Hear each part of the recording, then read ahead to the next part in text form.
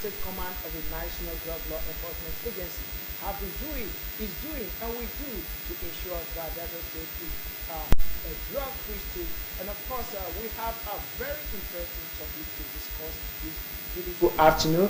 And of course, before we go to the topic, let me introduce my guest. My guest is nobody else but the Deputy Commander of Narcotics, DCN, St. Christopher Owoye. He is the acting commander of the National Drug Law Enforcement Agency, Delta State Command. You're welcome. Thank you very much. Very much, and of course you can see the smile we have here. He is the, like I told you, he's acting commander Ndlea Delta State, and today we have an interesting topic, and it is the Ndlea in Delta State. The year under review, what have they been able to achieve in the last 1 year? And of course, I believe nobody else can actually dish out the information you need than the acting commander. So let's get straight to business. Now tell us, 1 year down the lane, what are the strategies the command have actually put together in place within the year under review to ensure the fight against drug and illicit trafficking here in Delta State? Thank you very much. In the year under review, as you rightly said, we have different strategies, or our strategies are in different dimensions. We have the supply control strategy, Okay. to limit drug in the society. We have the demand control strategy. We have the prosecution strategy. And these strategies all work hand in hand to ensure a drug-free Delta State. Now, on the drug supply control strategy, it involves arresting, seizing drug from the circulation. Okay. Now, one of the strategies is the motorized patrol. This motorized patrol is effective to the extent that we have been able to seize from circulation a truckload of cannabis, about 101 bags, which you just projected. I saw it on your projection sometimes ago. Yeah, those are the seizures we make during our motorized patrol effort. And it yielded that seizure of about 1.1 tons of cannabis. Okay. Another seizure we make during this patrol effort is the interception of 600 grams of heroin. You can imagine in Delta State here, you can imagine the damage that quantity of drug will cause if allowed to go into circulation. Within the year under review too, we equally seize another 500 grams of methamphetamine through this motorized patrol, which if we should allow it to go into circulation, it will wreak a lot of havoc. A lot of people will have mental derailment, a lot of people will have health challenges. So the supply control measure that we have used motorized patrol to correct is immense. Another strategy we adopted is busting black spots around the state, where we go after the sellers through what we refer to as intelligent-led operations. We don't just go out, we collect a lot of intelligence, then we go on raiding. And it has yielded a lot of results. Then we put a lot of all this together to just bring down the menace of drug. Another important one is these street urchins along Okpanam Road. Yes. The efforts we put in place, or the strategies we put in place, has reduced the numbers of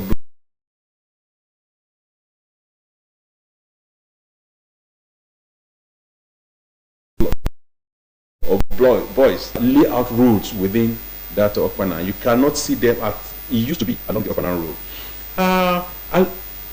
Another dimension that we have adopted is the demand control measure. This is people who have drug use disorder. That's demand control strategy. We go out to sensitize people. The school, we have gone around about 61 secondary school. In Delta State. We partner with the Bureau of Orientation and Communication to go around the 3 senatorial districts of the state to create awareness to the public to stay away from drug, because prevention is better than cure. It's a strategy adopted in the year under review. Another one we did is what we refer, an initiative we refer to as alternative development. Alternative development is an initiative whereby we identify a drug planter. We go to their locality, identify them, appeal to them, and give them incentives by encouraging them to stop the cultivation of cannabis. Then we give them incentive to start cultivating licit crops, cassava, maize, corn, and others. So you go all out to give them incentives. To give them incentives, seedlings, implement, and a little fund, such that to encourage them to divert their attention from the cultivation of cannabis into cultivation of crops. So all these strategies are put together to make sure that we reduce drug menace in our society. Of course, like I was coming to that point when you talked about how you people are using the support approach, and of course I wanted to mention urban axis, because it seems urban axis is like a very difficult nut to crack. We've seen your men, and of course even men of the Nigeria police force. But I think that brings me to my next question, that in all this, why is it that your efforts and achievements so far in ensuring that you curtail the menace of drugs abuse, and of course blocking especially from the source, why is it that it is not large enough? Is it that because the people are not getting to know about it, or is it because when you do your operations you just do it in the commando style and just leave? That is why it's not loud enough. Well, I was thinking that we will give you opportunity to give you a rundown of the seizures and arrests we made. Then you will now know that we are silent operators. Okay. Because that is the point I wanted to hear, the silent operator part. In the year under review, I want to make it known to you that we arrested a total of 919 suspects. Now, number one. And in the year under review, we seized solid drug totaling 1936.2636 kg. Then we seized liquid drugs amounting to 808.981 liters. Can you give us names of those liquid drugs? Now the solid drugs, let me start with the solid drugs. Yeah, exactly. Cannabis sativa, cannabis seed, cocaine, heroin. I mentioned earlier on that we seize 600 grams of heroin. We equally seize 500 grams of methamphetamine. So these are part of it. Tramadol, Suinol, Diazepam, Muli, Cocodamol. These are solid substances of drugs that were seized in the year under review. The liquid drugs seized are codeine syrup, pentazocine injection, and a mixture of cannabis and alcohol that is popularly referred to as monkey tail in these our axis. Now, these are the rundown of the supply suppression strategy. Supply suppression strategy. SSS. Now we will now go to demand suppression strategy. That is a strategy whereby those that has drug use disorder are cancelled. The first thing we'll start with is to enlighten them by going for public enlightenment. Then we have gone for a series of public enlightenment. And the people that were arrested that have drug use disorder, we cancel them. So we have cancelled a total of 735 suspects. These are people that have drug use disorder. Now, what do we mean by drug use disorder? Because a normal human being will not use his or her hard-earned salary to go and buy commodity that would destroy him and make him to become poor. So that goes to say those that are using drug are not in their right frame of mind. So we go all to cancel them and tell them to stay away from drug abuse. And likewise, we go for public enlightenment. Then in the year under review, we have been able to rehabilitate 12 clients. 12 clients, and none of them has relapsed. Okay. Relapse means going back to the drug. So, to the glory of God, among these 12 people that we have rehabilitated in the year under review, none has relapsed. And we still have 3 of them currently under rehabilitation. Again, we have convicted a total of 268 drug dealers. Convicted. We secure conviction for 658 dealers. And we prosecute our cases in the 3 federal high courts in Delta State. 1 in Warri, then Federal High Court 1 in Asaba, Federal High Court 2 in Asaba. Now, we have been able to secure conviction for 268. Last year, we won an award for diligent prosecution.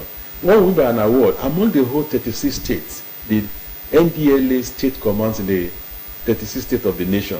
Delta State won an award for diligent prosecution with 235. This year we have surpassed our record of last year. This year we have already secured 268 convictions. And as we speak, we still have 193 cases pending in this federal high court. All these are there for verification in the federal high court. Yeah, so, it's interesting. Like, that brings me to the question I asked. Why is it that in all these, it seems as if the Ndlea is doing nothing? You know, the common man, they just look at us, they just what is Ndlea doing? Sometimes I've got been watching to be the same buses traveling from one place to the other, and of course your men do stop, and sometimes the passengers will say, Ndlea too, and I will say yes, they have to search everybody. So in all this, you've been able to highlight some of the achievements your Ndlea Delta State Command have been able to do. Now, I want you to tell me more about that. I asked you the question, you said because it's a silent operator.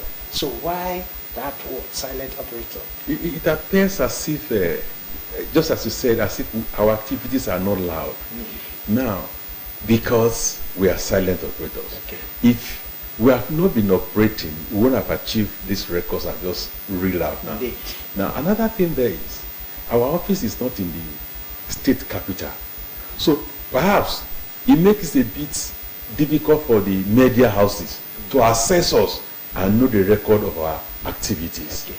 Then, but luckily, we are in partnership with the State Ministry of Justice, who has brought us to this fore now that we are now airing our activities on weekly basis. So I know as from now, well, starting from last month, which I believe, you will know that we are no longer hidden. We are becoming loud because we are, every now and then, we air our activities in one area or the other.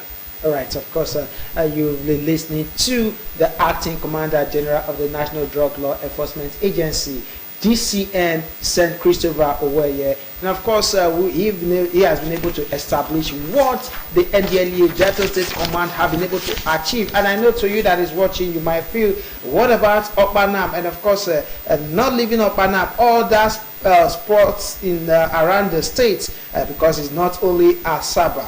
Now, my next question is, do Ndlea have office or command in other towns in Delta State? And where are they? Yeah, we have 6 area commands within the state. Okay. The state command, in apart from the state command headquarters, we have 6 area command and 1 state headquarters. We have an area command in Warri located along Deco Road. Okay. We have another area command office in Ugele, sited in DPPA's estate. Then another one in Sapele, situated at Okoloko Estate. The 4th one is in Kwale by Ogume Junction. The 5th one is in Obiaruku by Ebodie along Obiaruku Agbo Road. Yeah, Bede. Bede along, sorry for the pronunciation. Yeah, I know.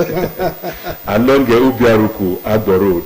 And the sixth one is located at Agbo, at IDP camp at Alisimi. So we have this 6 area command office. And the state headquarters, the state command of the National Drug Law Enforcement Agency is situated at Ogwashuku along Isha Road beside JJ Okocha Stadium. Yeah. You know, unlike, you know, like for instance, you just listed your commands, the various commands, and of course your headquarters. Like unlike your sister agency, the Nigeria Police Force, the headquarters is right here in Asaba, and of course the 63 Brigade of the Nigeria Army, the headquarters is right here in Asaba. But you, from what you've said so far, your headquarters is in Ogwashiku. Don't you think? Why is it there? And don't you think it is actually taking a toll on your operation? Because here is the state capital. It is believed that everybody, the influx into the state capital is much higher, especially from our neighboring states. We have Anambra, we have Benin also bordering Delta State. We also have Ondo State bordering Delta State. Now, your office.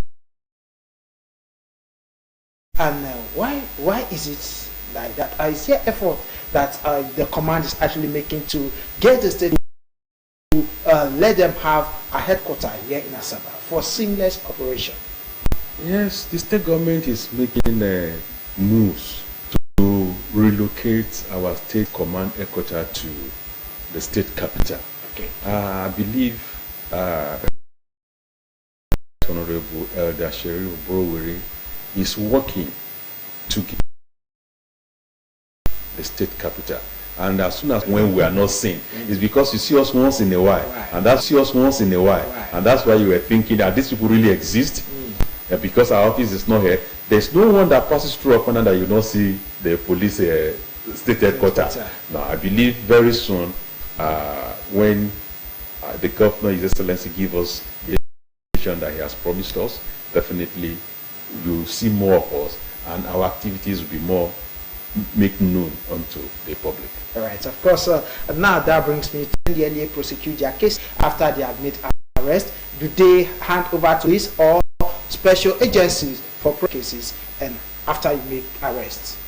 Yeah, the instrument that establishes National Drug Law Enforcement Agency, which is Decree number 48 of 1989, now an Act of Parliament, Ndlea Act Cap N30 LFN, stipulates that Ndlea should carry out investigation, arrest, seize drugs ranging from cocaine, LSD, heroin, cannabis sativa, and all other hard drugs, and prosecute everyone arrested, equally to seize any proceed arising from the sales of these hard drugs. Now, that same instrument has empowered Ndlea to do all the coordinations of drug activities. Okay. So we arrest, we investigate, and we prosecute because we have a well-skilled and robust prosecution unit who has been prosecuting all our cases, which you can see from our record of conviction that our prosecution unit indeed they are competent. So the instrument empowers us to prosecute. The instrument equally says all other law enforcement agencies can arrest, but should transfer to Ndlea for diligent prosecution. That is what. Yeah, because that actually, I wanted you to actually emphasize on that point, because we've seen a situation where men of the Nigeria Police Force have been able to, probably in course of their check and stop and search, they've been able to see some drugs with some suspects, and thank God you've been able to establish that they arrest and they give to you to prosecute. All right, you're still talking with the acting commander of the Delta State Command of the National Drug Law Enforcement Agency, DCN St. Christopher Owoye. We'll be right back, and of course after this breather, don't go anywhere, because he has so much to give us the 1 year under review what the Ndlea Delta State Command have been able to achieve. We'll be right back.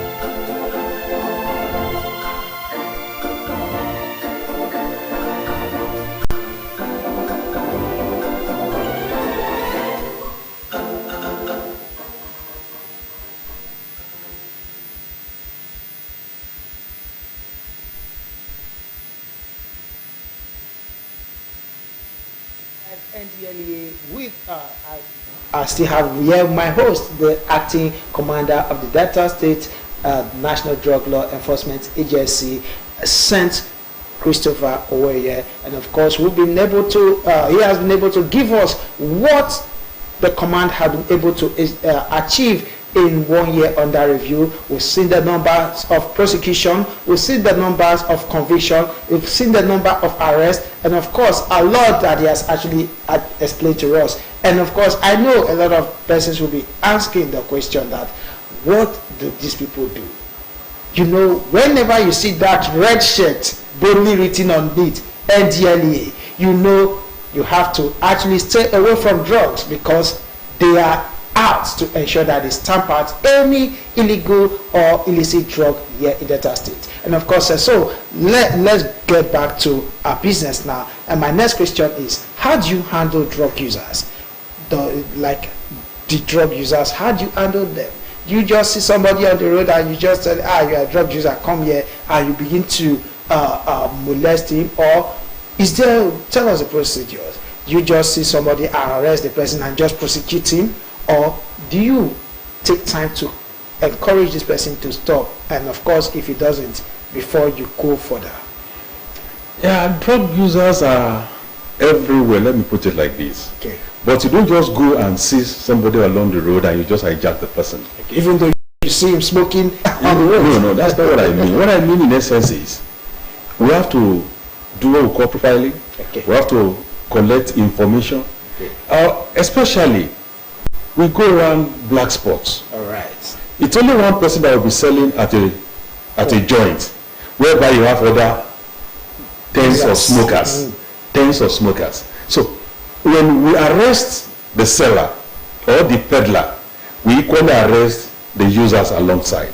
We prosecute the seller for destroying life. Then we cancel the dealers. Okay. Because we are seeing the dealers as people who are not in their right frame of mind. We are seeing the the users as people who need help. We are seeing the smokers as people who are sick. So we don't see them as somebody who is normal, that should be incarcerated. We don't see them as somebody who should be beaten. We don't see them as somebody who should be prosecuted. But we see them as somebody who have health challenges. Okay. Somebody who cannot think well. Because, Mr. Henry, will it be normal for you to collect your salary at the end of the month and you take it to a dealer in exchange for drug? Why should I? Yeah. So those that are doing it, we see them as unwell and they need help. In that wise, when we arrest drug users at drug joints, we bring them to the office, we prosecute the dealer, but we cancel the users. Then we equally profile them. We assess, we have a test to identify the numbers of drug that they are abusing. Wow. The moment we're able to detect the numbers of drug they are abusing through our integrity test, the testing kits can detect 15 different types of drugs. That is in the body of a human particular person. Yes. If the person is abusing as much as that, if you're abusing up to 15 types of drug, we can detect it. If you're abusing only one, we will see that it's only one. If you're abusing 2, 3, 4, the numbers that the users is abusing will be detected. Thereafter, we now start to counsel the person, make the person to see the danger inherent in the consumption of drug, make the person to see that it's not normal for he or she to earn money and start using it to buy drug that will destroy his life. Because at the end of the day, you'll be left with health issues, liver cirrhosis, lung disease, brain disorder, and the person will definitely be unkept. Yeah, definitely. So a lot of issues will arise from that. So we have to bring such a person down and talk to their senses and make them see reason why they should stop that abuse, that use of drug. So we see them as people who needs help. We don't prosecute drug users, but we prosecute drug dealers and drug peddlers. All right, of course, and of course, there is this recent trend of online drug dealers. What is the agency doing about it? A situation whereby they now deviates from getting a particular place, just like you say, you go to that place, you see one drug dealer, and of course the rest are user. But now it's like they've graduated from just gathering, but now they are using online means. What is the agency doing in trying to ensure that they track down all these, especially online peddlers, so as to stop them from getting this drug to the users? Yeah, we refer to the online dealers as faceless dealers. Okay. Faceless because you don't see them in person, yet they transact this business online. This strategy of theirs is such that the baron, most of the time, does not know the trafficker. Okay. The trafficker may not even know the receiver.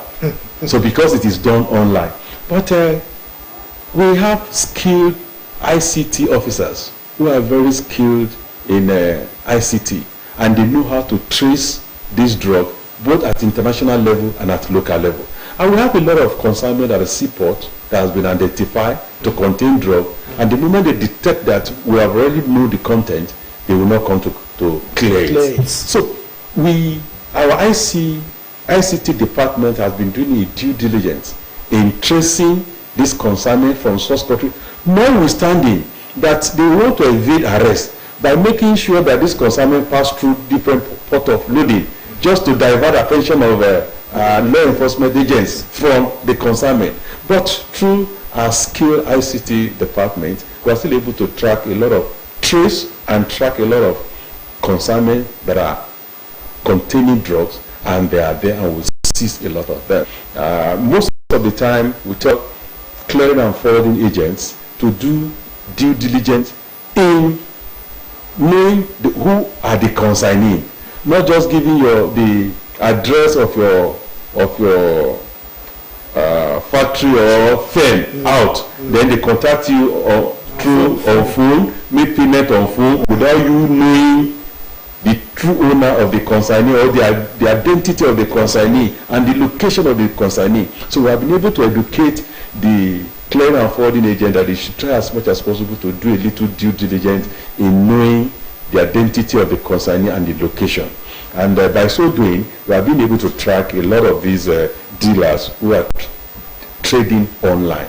Okay, yeah, talking about the dealers, let me ask you this question, because when things, just like you said, these drug dealers and peddlers, they always try to look for a way to avoid arrest. And these days there are some let's say rumors that some of these delivery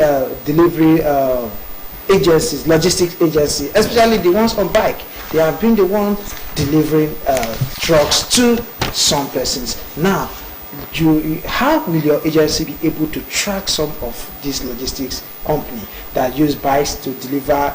They say they are doing logistics, but yet they are peddling drugs in the states. But to a large extent, I don't think we have that in Delta State. Okay. Because we have been able to do a lot of sensitization, and what we have now is the logistics company are transversing between state and state. Now,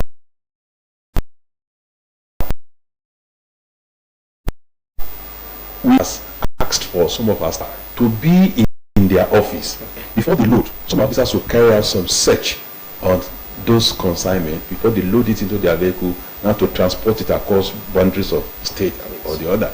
Likewise, the local logistic company within Delta State, we've not been able to establish anyone that is doing that. Okay. So in Delta State, we don't have that. Right. The ones we have is across states, from Lagos to Delta to Onitsha, and most of the time, their departing point is Lagos, Abuja, and we have our officers at those loading points who cross-check the consignments, the packages, the messages before they load it into their vehicle, and ensure that none of them contain hard drugs. All right. Of course, talking about awareness, and of course, these few days, the Ndlea have been engaging in some activities, creating awareness for the June 26th United Nations Day Against Drug Abuse and Illicit Trafficking. Please, can you share the theme of this year with our viewers? And of course,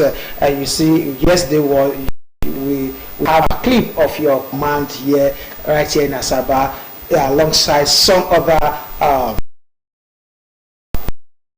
bodies, roadwork to sensitize deltas on the danger of drug abuse. Can you give us the theme of this year's United Nations Drug Free Day? June 26th is a date set aside by UN member states, tagged as UN Day Against Drug Abuse and Illicit Trafficking. This is a day set aside by all member states to take stock of the activities of arrest, seizure, and prosecution and drug demand, and to rededicate the effort towards suppressing drug menace within the country. So this is a day set aside by all the member states, and that is what we do on every 26th of June of every year, June 26th of every year. This day is not just a one-day program. Okay. We do have a week-long activities that accumulate in June 26th. For instance, we started with Juma's service on the 21st of June, where we go to the Muslims, faithfuls goes to mosque to offer prayers and to sensitize people in the mosque to stay away from drug abuse. Then on the 22nd, the Christian faithful equally goes to church. Here in Asaba, we attended about 2 churches. In Ogwashiku, we attended 1 church. In Sapele, 1. Across the state, I think we attended about 6 or 7 churches, just to sensitize people on danger inherent in drug abuse. Then we have a road walk against drug abuse, which we did yesterday that we are just seeing on the screen. We have a lot of people that are partner with us, the youths, the State Drug Control Committee, the SWAPA, about 4 or 5 groups partners with us yesterday, and then we have a road walk along the streets of Asaba just to sensitize people to stay away from drug abuse. The youth corpers are not left out. They join us to sensitize the public against drug abuse and illicit drug trafficking. The theme for this year's drug day is let me get it correctly. The theme for this year drug day is the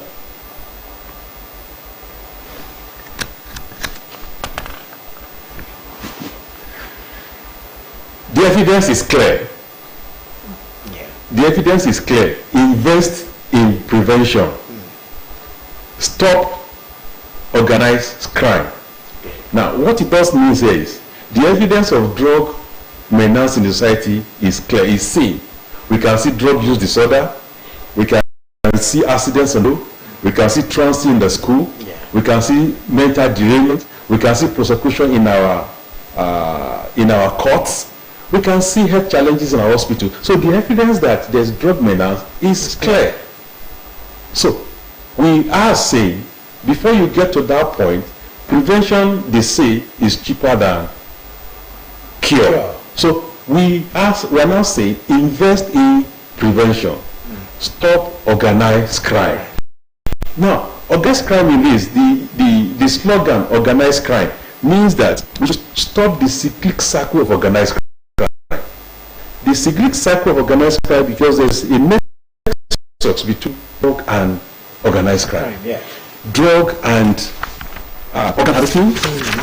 We have drug and kidnapping. We have drug and terrorism. We have drug and thuggery in politics. We have drug and arm dealing. Now, these are organized crime, drug and human trafficking. Now, let me start with first organized crime. The organized crime, stop cyclic organized crime. The organ harvesting is gradually filtering into Nigeria. I watched a documentary of recent where we have a black market where young boys are selling their organs. Their own organs. Their own organs. Now, drug and organ harvesting is such that on one side, those who have drug use disorder, when they don't have money to buy this drug, they are ready to sell their organ in exchange for drug. It has gotten this bad that the drug users are ready to sell their organ in exchange for drug, which is bad. Two, some are even killing now to harvest organ.